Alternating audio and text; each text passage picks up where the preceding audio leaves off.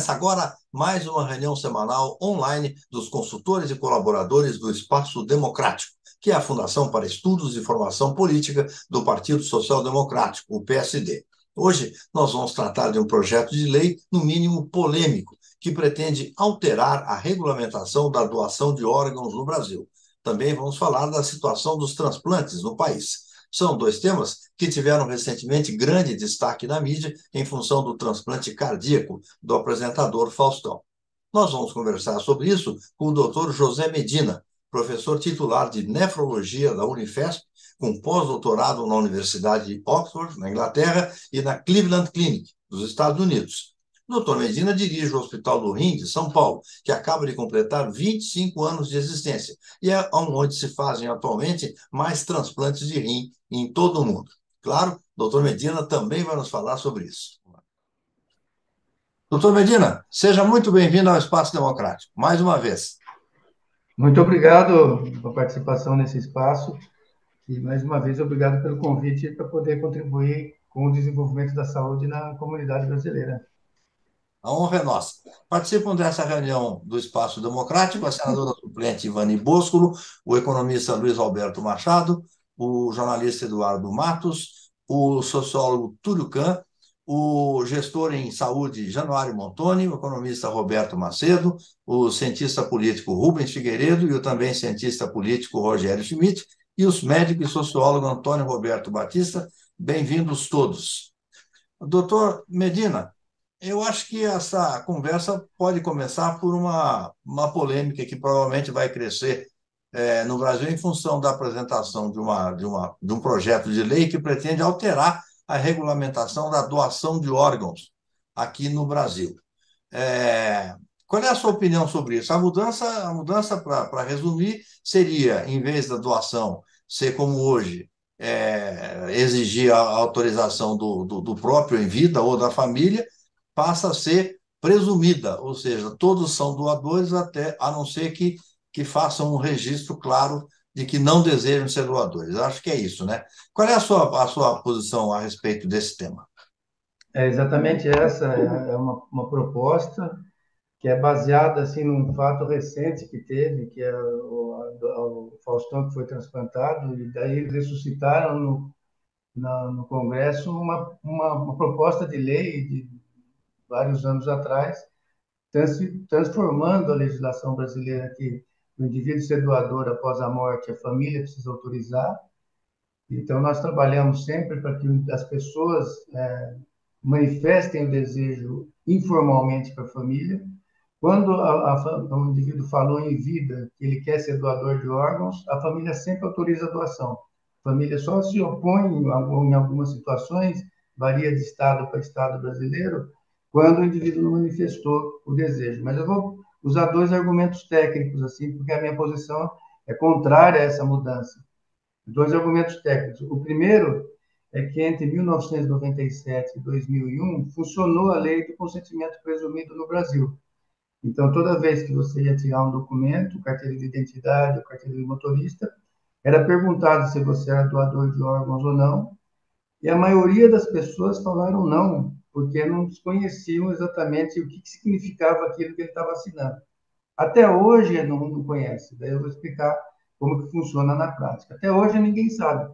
Se eu perguntar para você o que você está assinando quando você fala sim, embora seja óbvio, fala, é óbvio, por que todo mundo não fica doador e nós não vamos, então, ter muito menos gente na fila? Então, isso em 1997, primeiro que muita gente, a maioria das pessoas falaram não, porque não sabia exatamente o que significava, então, na dúvida, punha não.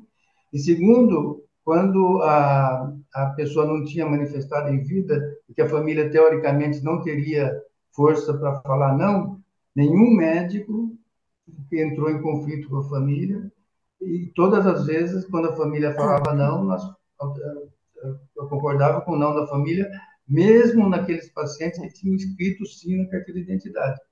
Porque um conflito com a família, uma notícia ruim que sai na imprensa sobre o programa de transplante, detona o programa de transplante. É lógico que tem, assim, em Portugal ou na Espanha, funciona a lei do consentimento presumido. funciona em parte, assim. Na Espanha, todas as pessoas são declaradas como doadoras, mas precisa autorização da família depois, no momento que o fato acontece. Isso simplifica a abordagem da família, porque ao invés de você pedir para a família ser doadora, você fala para a família, todo mundo é doador, mas se a família se opuser, ele deixa de ser doador. Então, isso é uma maneira mais simplificada e mais até que é mais de acordo com a posição da nossa crença, assim, ou da nossa cultura. Em Portugal, funciona a lei do consentimento presumido, mas eles perguntam para toda a família, eles nunca tiram os órgãos se a família não autorizar. Então, na prática, isso não mudaria muito, embora possa facilitar, desde que venha acomodado na lei, e todo mundo é doador, mas a família precisa certificar isso no momento da morte. O segundo dado muito importante é que o Brasil funciona a lei do consentimento requerido. Então, precisa perguntar para a família. E no Brasil nós temos exemplo de todos os modelos. Então, nós temos no norte, em 2 transplantes por milhão de habitantes, com essa legislação. Santa Catarina, Paraná e Ceará, o número de doadores que tem com essa legislação brasileira é igual ao da Espanha, que é o país que tem a lei do consentimento presumido, e que tem o maior número de doadores por milhão de habitantes do mundo inteiro. Então, não é uma mudança na lei, mas sim uma melhora do sistema de divulgação da doação, como que isso pode ser realizado, e da estrutura, assim, de abordar aquelas famílias que estão com diagnóstico de morte, que tem algum familiar com diagnóstico de morte cefálica. Então, nós temos, primeiro, que não funcionou quando mudou, e segundo, que tem estados brasileiros que funcionam, que têm o mesmo resultado do número de doadores daquele dos países onde mudou a legislação, e não foi a mudança da legislação que levou a aumento no número de doadores, é que assim, já são países que estão num programa de transplante já num status maior do que o nosso. Então, Paraná, Santa Catarina, mesmo aqui em São Paulo, que o número é bastante razoável, já tem um número grande, independente dessa legislação. E agora vamos falar do ponto de vista prático, assim, que aí cada um de vocês vai sentir no coração, né? Vamos supor que você, a pessoa mais querida da sua família, tem um infarto, vai para o hospital, já morto, né, com o coração parado. Aí você vai até o hospital, a família, você vai ser abordado e fala, ele nunca escreveu se ele queria ser doador ou não, como ele não fez isso, ele vai ser doador de órgãos ou de tecidos. Como ele chegou morto no hospital, não pode mais doar coração, não pode doar rim, não pode doar pulmão, não pode doar fígado, mas ele pode doar a córnea e os ossos. Então, você chega no hospital e o diretor do hospital, ou o médico, fala: ele chegou morto aqui no hospital, nós vamos levar ele agora para o centro cirúrgico, tirar as córneas e tirar o osso, tá bom? E daqui a senhora ou a senhora vem aqui daqui umas 10 horas para levar o corpo. E cada um de nós, jamais, cada um de nós, eu se senti muito ofendido com essa situação. Essa é uma situação assim que envolve uma morte de uma pessoa que está com o coração parado. No diagnóstico de morte encefálica, que quando doa os órgãos, o coração, pulmão, fígado, a pessoa tem morte encefálica, mas o coração continua batendo. Então, mas funciona na mesma coisa, é morte do mesmo jeito. Aí você chega com alguém da sua família, o médico chega e fala: nós vamos juntar agora 5 equipes, cada uma vem aqui para tirar os órgãos. Como ele nunca falou nada antes, nós vamos tirar os órgãos independente da vontade de vocês. É muito agressivo para a família, é contrário à nossa cultura aqui no Brasil, e você está estatizando o corpo. Então, quem é que é responsável pelo corpo depois que a pessoa morre? É a família que vai cuidar de tudo, que vai fazer o sepultamento, que vai fazer todo o processo de sepultamento. Eu teria que transferir tudo isso para o Estado. E, além disso, se eu falar assim, não, pode mudar a lei, que nós não vamos fazer isso nunca, nós nunca vamos tirar os órgãos, mesmo mudando a lei, sem o acordo da família. Mas aí, o paciente que está como primeiro da fila, eu não cumpri uma lei que ia beneficiar aquele paciente, ele pode mover uma ação contra mim, porque eu não cumpri a lei, eu respeitei o desejo da família em detrimento do que está escrito na legislação. Então, o advogado jurídico, criminalista, Durso, eu esqueci o nome dele, ele, em 1997, quando saiu essa legislação, ele falou: com essa legislação, eu não sou doador, ninguém na minha família é doador, porque o corpo o corpo passou a ser do Estado. Eu quero, ele falou, eu sou doador, mas eu quero que a minha família referende essa minha posição e acompanhe todo o processo de morte e de abordagem da possibilidade de doação ou não, dentro daquele cenário, daquele momento. E nós não sabemos qual é o momento qual que é o cenário do momento que a pessoa vai falecer. Teve outro jurista também, o Celso Bastos, que naquela época também, numa publicação de uma revista que chamava Consulex, ele também falou que isso não passaria no Supremo Tribunal Federal, porque essa é uma legislação que vai contra o conceito de que você não falou não significa que você está falando sim. Então, o Supremo Tribunal Federal possivelmente não deixaria essa lei entrar em vigor. Então, para nós, assim, na prática, o que significa mudança nessa legislação? Assim, um risco enorme de conflito com a família, porque eu vou chegar para a família de uma maneira perversa e falar para a família: olha, nós vamos tirar os órgãos, independente do desejo de vocês, depois vocês vêm aqui, pegam o corpo e vão sepultar o corpo. Não precisa fazer isso, porque nós podemos melhorar muito o sistema de transplante nosso, como já aconteceu no Paraná, Santa Catarina e no Ceará, e aqui em São Paulo um pouco menos avançado do que nesses estados, e alcançar o mesmo resultado da legislação que funciona nos países que o consentimento ele é presumido. Ninguém coloca o consentimento presumido como um fator preponderante para você ter mais doação de órgãos, e sim a organização do sistema de saúde, o aprimoramento do sistema de saúde e da abordagem das famílias. Obrigado, Dr. Medina. A pergunta agora é do economista Luiz Alberto Machado. Doutor Medina, eu sou notívago e eu costumo ficar madrugadas vendo televisão, e eu costumo assistir um canal que é por assinatura, onde você tem nas segundas-feiras um programa do Chicago com os bombeiros, da polícia de Chicago e do hospital de Chicago. E nesse Chicago Med está veiculando já há alguns meses uma mensagem muito interessante, um anúncio muito interessante. A família de um paciente que morreu pergunta para o médico, quer dizer, a diretora do hospital chega para eles e fala assim: meus sentimentos, sinto muito pela sua perda, e a família fala assim: como é que nós poderíamos retribuir todo o esforço que o hospital fez? E aí vem essa ideia: vocês poderiam contribuir doando os órgãos do seu parente. Ou seja, é uma campanha favorável à doação de órgãos. Claro que isso ocorre na TV fechada. Eu pergunto, esse tipo de campanha na TV aberta teria um efeito muito positivo? Teria um efeito positivo. Durante esse mês de setembro foi feita uma campanha nacional pelo Ministério da Saúde e pela Associação Brasileira de Transplante de Órgãos. Até a esposa do presidente Lula manifestou apresentou a opinião dela da mesma forma como o senhor está mencionando, dizendo qual que é o processo todo de doação de órgãos.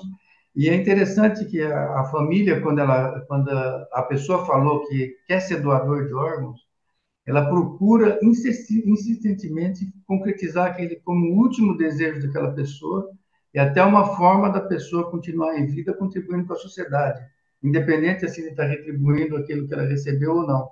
Mas sempre que alguém fala assim, eu avisei a minha família toda que eu sou doador de órgãos. Então, no momento que você falece, a família vai procurar doar aquilo que é possível ser utilizado, como a córnea ou algum outro tipo de tecido, ou se for morte encefálica, o coração, pulmão, rim, fígado e pâncreas. Então, normalmente a família procura isso e até uma forma da família, da pessoa continuar, após a morte, continuar contribuindo com a sociedade, da mesma forma como você mencionou desse, desse programa. Agora, nos Estados Unidos, na Espanha, na Alemanha, no Japão, não existe lei de consentimento presumido. Todos esses países, a legislação é igual ao do Brasil. Precisa abordar a família para que a doação se concretize. Então, a maioria dos países, a necessidade, é necessário abordar a família. E no Brasil, dentro da nossa cultura, e nós, assim, quando você solicita para a família, e a família autoriza o doador, a doação, assim, a imagem da pessoa que faleceu, que a família autorizou a doação, a imagem dela fica engrandecida dentro da sociedade, dentro da comunidade, ou até mesmo da família. E mesmo a família, na comunidade onde ela vive, a família assim, tem um status maior porque contribuiu muito com a sociedade num momento muito triste. Ele está perdendo uma pessoa muito querida, principalmente quando o diagnóstico é de morte encefálica, que foi uma pessoa que estava trabalhando até agora de pouco, aí sofreu um trauma, um derrame cerebral e morreu de maneira súbita, assim, abandonando toda a sua atividade de uma maneira súbita, e a família ainda assim tem a solidariedade de apresentar de fazer essa doação. Então, isso funciona bem, assim. Isso, para mim, é cordial. Assim. Eu não me sentiria à vontade de imaginar que se sair uma legislação assim como essa que estou propondo, eu até considero que pode ser que eu vá falar não, porque eu quero que a minha família decida no momento que eu falecer, se naquele cenário ela concorda com a doação ou não. Eu quero que a minha família decida, mesmo eu que trabalho só com transplante. Muito bom. Obrigado, Machado. O, agora a vez é do sociólogo Túlio Campos. A palavra é sua, Túlio. Doutor Medina, Doutor. aqui na Fundação nós somos adeptos das políticas públicas baseadas em evidência, né? Então, eu lembro desse período, né, entre 97 e 2001, né, onde teve vigente a doação presumida. Quer dizer, é uma política pública que teve data de início e data de fim. E existem diversas metodologias aí para você pegar uma série temporal, né? Os economistas usam aí o teste de Scholl ou o teste de análise de séries temporais interrompidas, quer dizer, você consegue mensurar, né, o efeito de uma legislação quando ela entra e quando ela acaba. Quer dizer, o que que a literatura médica, né, concluiu a respeito desse experimento ah, durante esse período 2017 e 2001 com relação ao impacto sobre a quantidade de doações? Então, aquilo não foi nem um experimento, assim, foi uma legislação que, quando ela apareceu, ela entrou em vigor sem, assim, contrariando até a recomendação das igrejas, contrariando a recomendação das entidades médicas, contrariando a recomendação dos transportadores. E daí nós trabalhamos para que ela fosse revertida, porque 90% das pessoas que iam tirar um documento falavam não. Porque ele chegava assim, ele estava lá preenchendo o documento. Aí falava: o que que é essa doação de órgãos? A moça que estava fazendo, o moço ou o rapaz que estava preenchendo o documento, falava: você é doador ou não? Aí, mas o que que é isso? Aí a fila atrás dele ia aumentando. Aí ele acabava falando: então põe não aí. E muitas pessoas que faziam o documento já escreviam de cara não. Porque o trabalho para fazer o documento era 1 ou 2 minutos, para explicar o que é a doação de órgãos demora 20 minutos.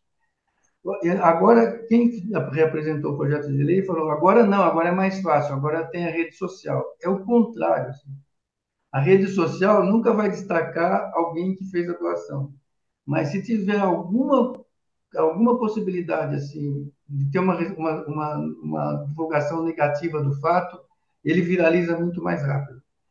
A ideia é assim: o transplante do Faustão aumentou ou diminuiu a doação de órgãos?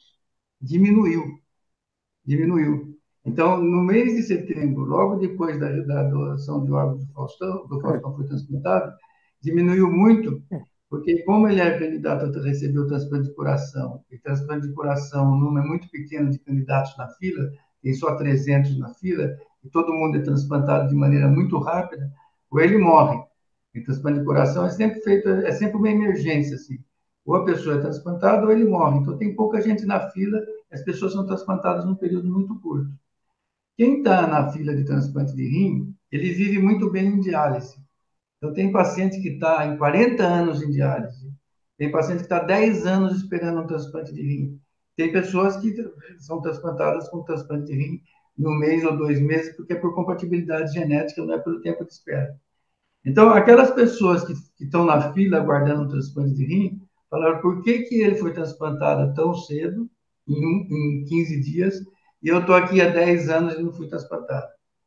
E a pessoa que está na fila, ela não sabe que o transplante de coração tem um número muito pequeno, o transplante de rim tem um número muito grande, o transplante de córnea é assim ou assado. Isso tudo são informações que estão restritas ao Sistema Nacional de Transplante, embora possa ser divulgado.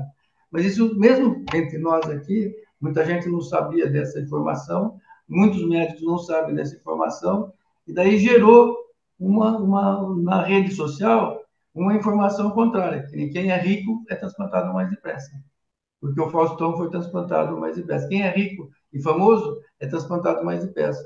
Então, comparou coração com fígado, com pulmão, com rim, colocou tudo como se fosse o mesmo tipo de transplante, o mesmo critério, e não é.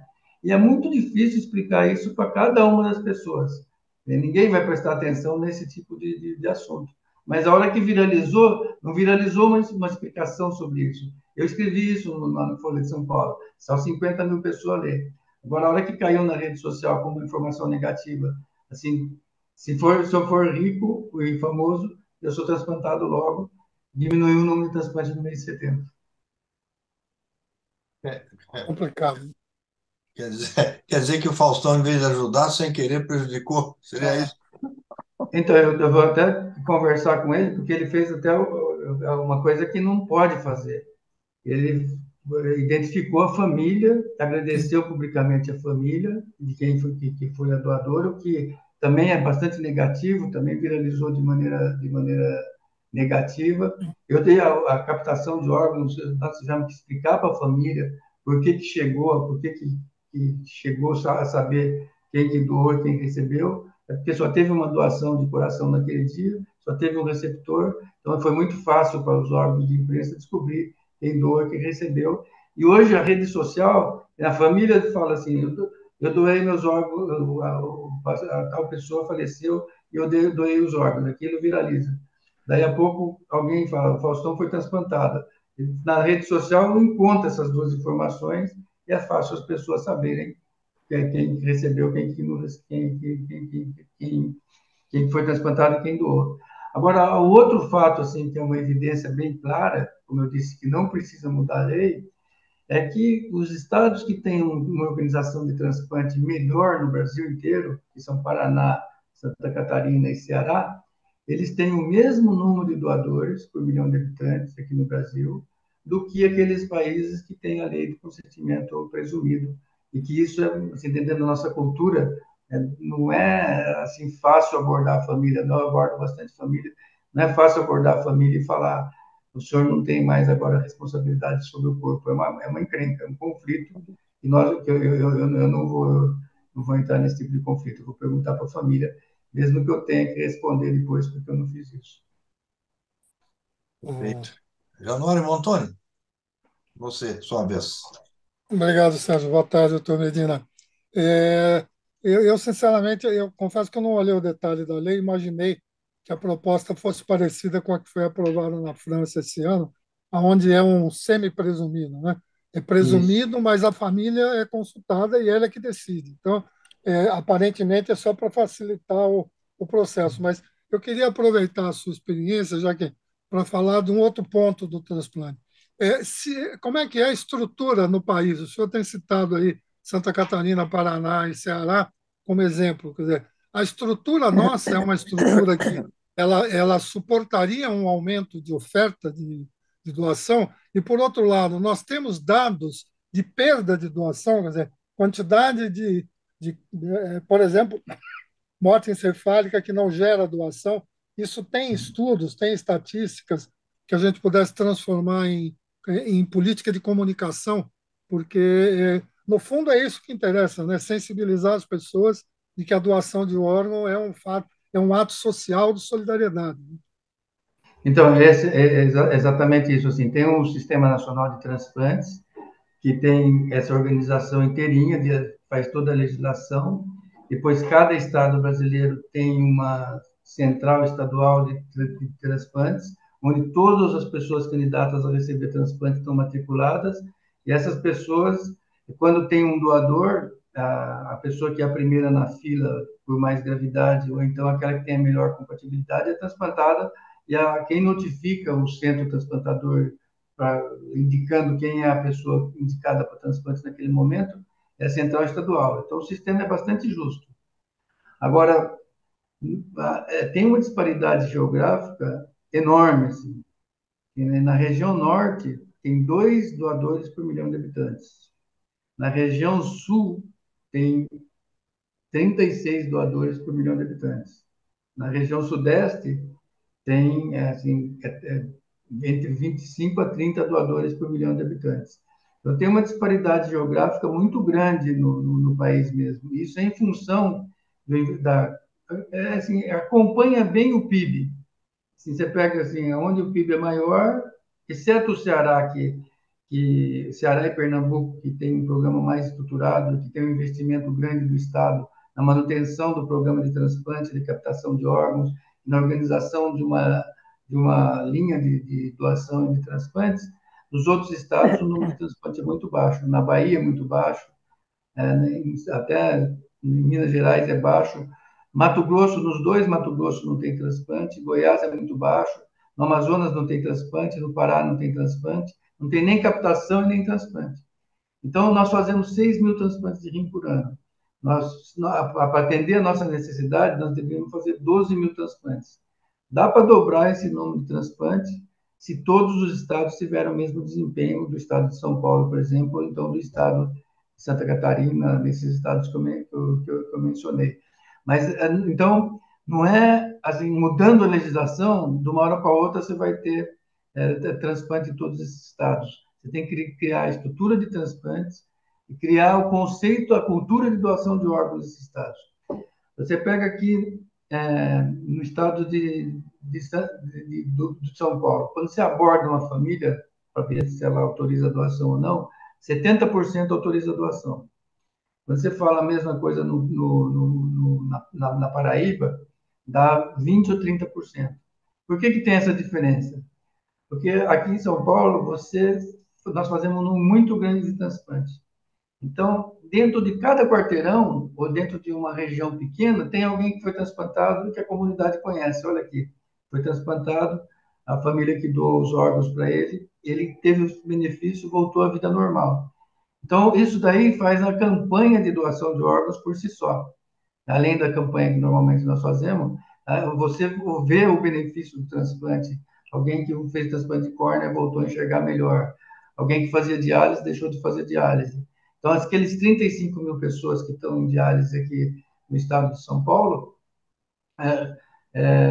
quando eles são transplantados, a sociedade começa a enxergar que eles tiveram o benefício da doação de órgãos.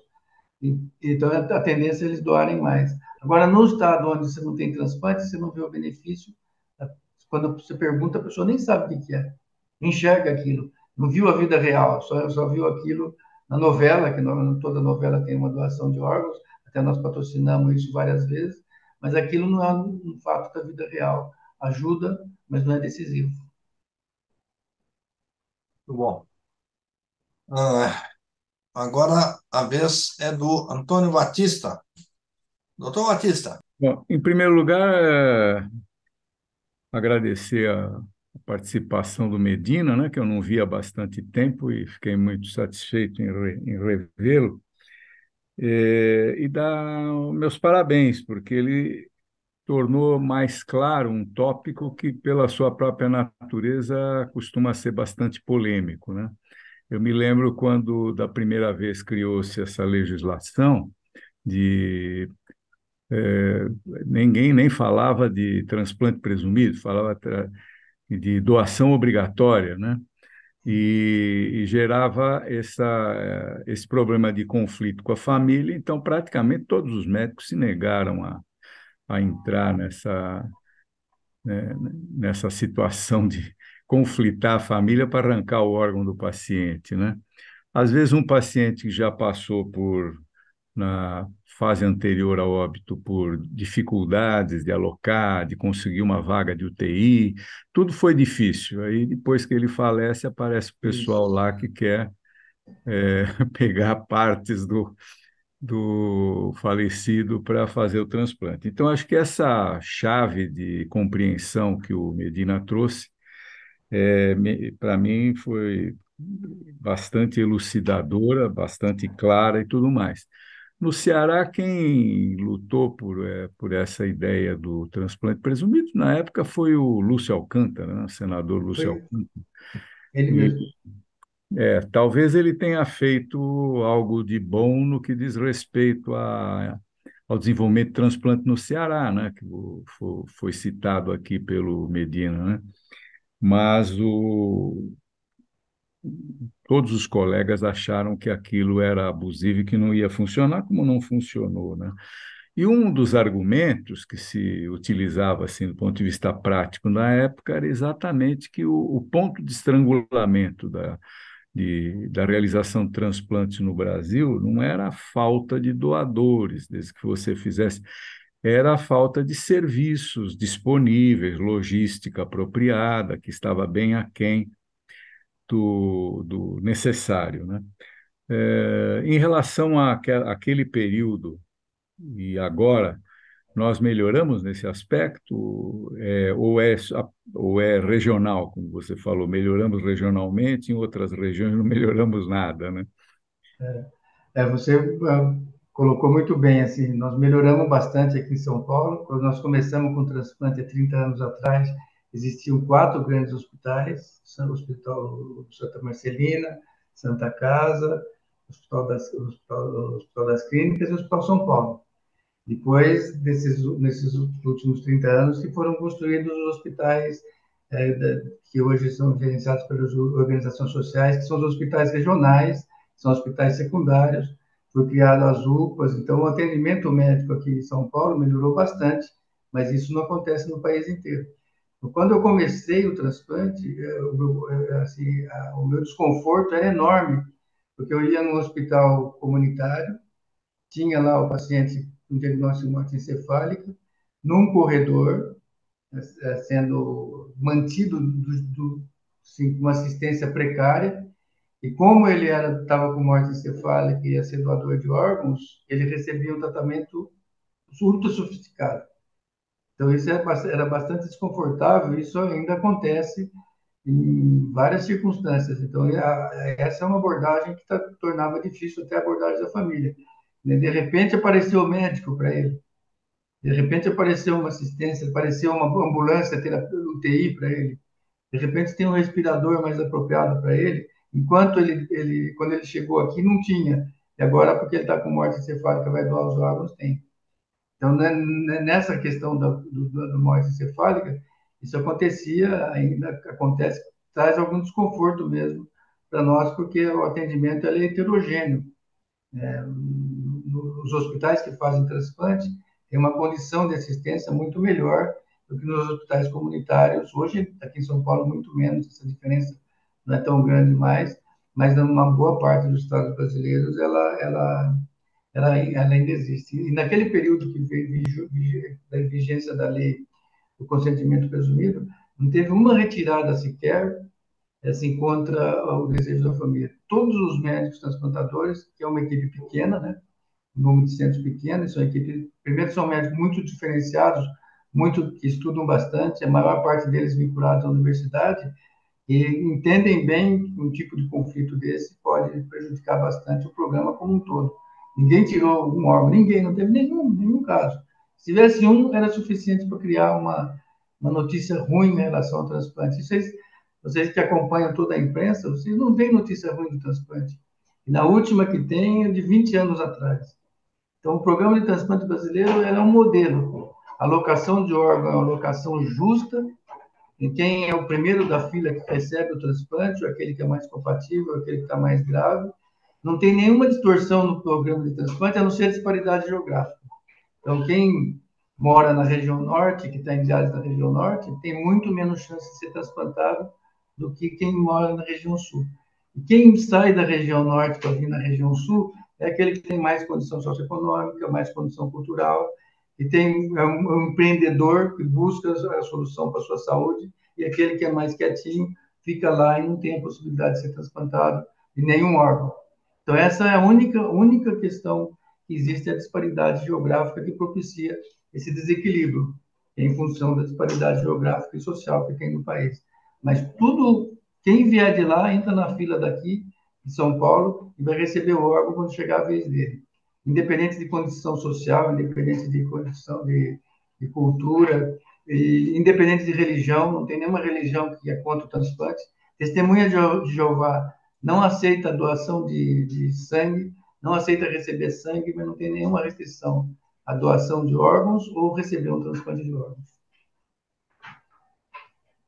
Muito bom. E agora, a, a palavra agora é da grande responsável pela sua presença, por nos dar essa aula aqui, doutor Medina, que é a sua amiga, nossa senadora suplente, Ivani Bosco. É com você. Obrigada, Rondina. Bom, para mim é um prazer muito grande ter você aqui, Medina, porque realmente toda essa explicação que você dá é muito importante para a gente. A pergunta que eu ia fazer, o Batista me antecipou, então eu vou pular esse pedaço.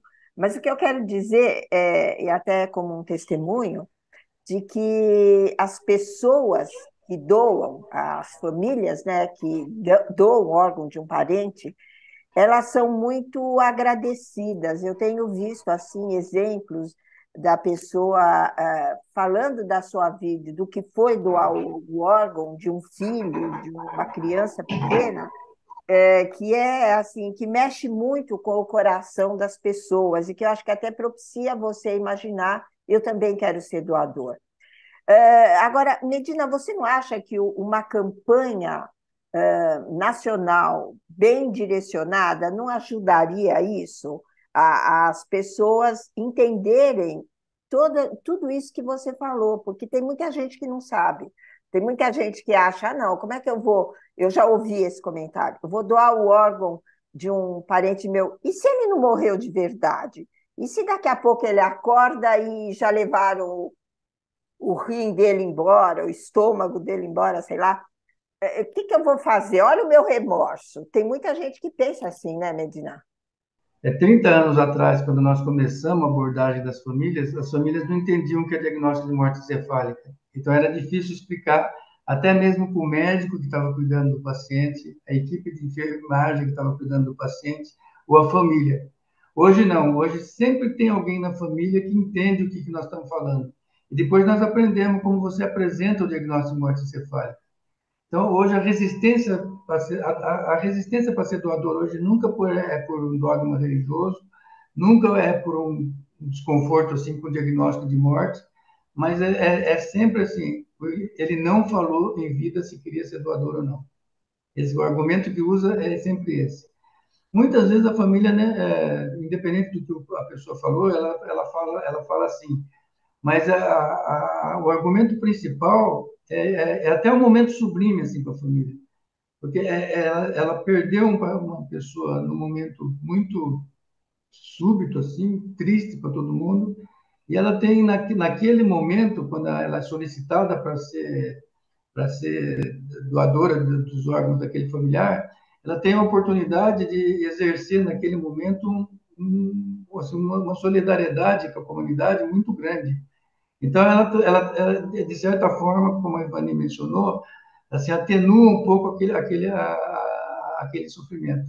Se você muda a legislação e torna a legislação obrigatória a doação, você tira até esse momento que ele é triste, mas tem uma parte dele que é sublime, da família poder pensar que, apesar da perda que eles tiveram, a sociedade vai, de alguma forma, aquela pessoa que perdeu, ele vai continuar contribuindo com a sociedade. Até tem pessoas que falam assim, ele vai continuar vivo aqui, vivo ali, ou vivo lá, para continuar contribuindo com a sociedade. Então, essa legislação, se ela muda, ainda ela tem essa ação perversa de tirar esse momento onde a família pode engrandecer a sua posição, assim, hoje que, independente da religião, da crença, todo mundo concorda e todo mundo nesse momento assim tem esse sentimento de como é que você tem uma certa revolta porque perdeu a pessoa, mas você tem o desejo de doar, principalmente quando a pessoa falou sim. Ninguém fala contra quando alguém falou sim, mas não Foi pode exatamente. imaginar, não pode imaginar que o fato de não ter dito não, isso significa sim. Perfeito. Não? Doutor Medina, o senhor dirige um hospital que é, pelo que eu sei, um campeão mundial em matéria de transplantes. Eu quero que o senhor fale um pouquinho dele, mas antes eu pediria ao nefrologista, nefrologista duas respostinhas, de duas curiosidades que acho que as pessoas têm, para a resposta rápida. Primeiro é o seguinte: existe algum tipo de limite de idade para doação? Por exemplo, alguém que passou dos 70 ou não sei o quê, pode ser doador? E a segunda é a seguinte: quem doa um rim para um parente, como já vi vários casos acontecer, ele tem a saúde prejudicada ou não? Então, não tem limite de idade para ser doador. Então, qualquer idade que a pessoa pode ser doadora, às vezes não pode doar um órgão porque morreu em função daquele órgão, mas a córnea sempre pode ser doada. Então, esse a gente nunca coloca como limite, deixa para decidir assim por questão médica. Uhum. E se quem fica com o rim só, se a pessoa é muito jovem, uma pessoa de 20 anos, se meu filho, por exemplo, se eu precisar de um transplante e eu estou em diálise, eu preferi continuar em diálise do que pegar o órgão dele, porque ele é muito jovem. Ele vai ter que passar, assim, 70 anos com um órgão só e esse órgão vai ser sobrecarregado e vai criar problema para ele no futuro. Agora, se eu que tenho 70 anos doar para ele, eu tenho mais, vamos falar, se eu viver até 100 anos, eu tenho 30 anos de vida. Eu vou viver bem com um rim só. Então, tem alguma lógica que não é assim, é a mesma regra para todo mundo, mas, em geral, é de se imaginar assim que você, quando é doador de um rim, você vive normalmente com outro rim a vida toda, desde que você não tenha diabetes, não tenha hipertensão, não fique obeso, tem que seguir as regras de maneira mais rigorosa do que quem tem dois rins. E o fígado também pode ser doado, hoje também em qualquer faixa etária, e aí o fígado tem uma vantagem que você tira um pedaço e ele regenera. Em relação ao Hospital do Rim, o Hospital do Rim representa bem o que acontece hoje em termos de transplante. Assim, quando nós começamos a fazer transplante aqui há 25 anos, está comemorando 25 anos agora, 80% dos transplantes era com doador vivo. Nós fazíamos 400 transplantes por ano. Hoje nós fazemos 1.000 transplantes por ano e 80% dos transplantes são com doador falecido. Então, teve um progresso no sistema de transplante brasileiro muito grande, que não é só aqui no Hospital do Rim, é no Brasil inteiro. Há 25 anos atrás, 80% dos transplantes feitos no Brasil era com doador vivo, então fazia muito pouco transplante com doador falecido, e hoje só 80% do transplante é com doador falecido, e você preserva essas pessoas que seriam doador que precisaria receber rim do doador vivo. E aí as pessoas falam, e quando que vai acabar a fila? A fila não vai acabar nunca, porque antes nós só fazíamos transplante de pessoas até 55 anos. Hoje, quem tem 80 anos de idade entra na fila também. Não tem limite mais de idade. Então a fila está crescendo. O número de pessoas que têm diagnóstico de necessidade de transplante vai crescendo e tem mais segurança na sociedade agora, mais segurança urbana, tem mais um tratamento melhor de quando tem uma derrame cerebral. Então, está aumentando o número de pessoas na fila e diminuindo o número de pessoas que morrem em condição de ser doadora. Então, qual que é a solução? A solução é aquela que é o xenotransplante, que é o transplante utilizando uma espécie diferente. Quem está sendo mais estudado, como por modificação genética, é o porco. Toda hora sai notícia na televisão sobre um transplante que foi feito aqui ou ali, mas ainda com pouco sucesso, mas talvez daqui 20 ou 30 anos tenha sucesso o transplante utilizando uma espécie diferente. Mas não tem solução. Não vai pensar assim que vamos mudar a lei e vai acabar a fila. A fila, no mundo inteiro, a fila cresce, porque você tem mais candidato e menos doador. Eu quero agradecer demais sua participação, de vocês todos aí, companheiros aqui do Espaço Democrático, e deixo um espaço final para um recado que o senhor achar importante que deve passar para a comunidade. Eu agradeço mais uma vez. O recado que eu passo é simples, assim, é aquele que eu mencionei durante a apresentação aqui. Se você quer ser doador de órgãos, avise sua família. Só, informalmente, assim, durante um almoço ou um jantar, a família nunca vai esquecer disso. E vai lembrar disso como seu último desejo, uma forma de você continuar, após a sua morte, contribuindo com a sociedade. Então, essa é a família sempre vai atender esse seu último desejo e até entender isso como uma forma de você continuar contribuindo com a sociedade, independente da sua faixa etária, independente de você ter algum tipo de doença ou não. Essa é a forma mais simples, menos burocrática e que é inesquecível. Quando você fala uma vez para a família fala, ele queria ser doador. Medina, mais uma vez, muito obrigado. Obrigado a vocês todos e obrigado a você que acompanhou esse programa até agora. Obrigado e até o próximo diálogo no Espaço Democrático.